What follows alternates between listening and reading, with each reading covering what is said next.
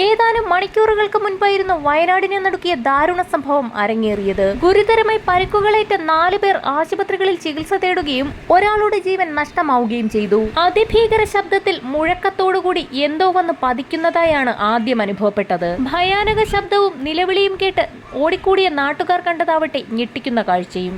ആകെ തകർന്ന് തലകീഴായി കിടക്കുന്ന ഒരു പോലീസ് ജീപ്പിൽ നിന്നുമാണ് കൂട്ട നിലവിളി ശബ്ദമുയർന്നത്. കണ്ണൂരിൽ നിന്നും പ്രതിയെയും കൊണ്ട് വരികയായിരുന്ന അമ്പലവയൽ പോലീസ് വാഹനമാണ് അപകടത്തിൽപ്പെട്ടത്. ജീപ്പ് നിയന്ത്രണം വിട്ട് മറിഞ്ഞ് ആൽമരത്തിൽ ചെന്ന് ഇടിച്ചു കയറുകയായിരുന്നു. ജീപ്പിലുണ്ടായിരുന്ന 3 പോലീസ് ഓഫീസർമാർക്കും പ്രതിക്കും പരിക്കേറ്റു. മോഷണക്കേസ് പ്രതിയെ കോടതിയിൽ ഹാജരാക്കാൻ കൊണ്ടുപോകുന്നതിനിടയിലാണ് പോലീസ് വാഹനം നിയന്ത്രണം വിട്ട് മുന്നോട്ട് നീങ്ങി തലകീഴായി മറിഞ്ഞത്. വഴിയോര കച്ചവടക്കാരൻ വാഹനത്തിനടിയിൽ പെടുകയായിരുന്നു. പോലീസ് വാഹനം അമിത വേഗത്തിലായിരുന്നുവെന്ന് നാട്ടുകാർ പറയുന്നു. പോലീസ് ജീപ്പ് സംഭവ സ്ഥലത്ത് നിന്ന് മാറ്റുന്നത് നാട്ടുകാർ തടഞ്ഞു. പോലീസ് വാഹനത്തിന്റെ പിൻ ടയറുകൾ പൂർണ്ണമായും തേഞ്ഞ നിലയിലാണ്. അതിനാൽ തന്നെ വണ്ടിയുടെ ഫിറ്റ്നസ് പരിശോധിക്കണമെന്നും അല്ലാതെ പോലീസ് ജീപ്പ് സംഭവ സ്ഥലത്ത് നിന്ന് മാറ്റാൻ സമ്മതിക്കുകയില്ല എന്നും നാട്ടുകാർ വ്യക്തമാക്കി.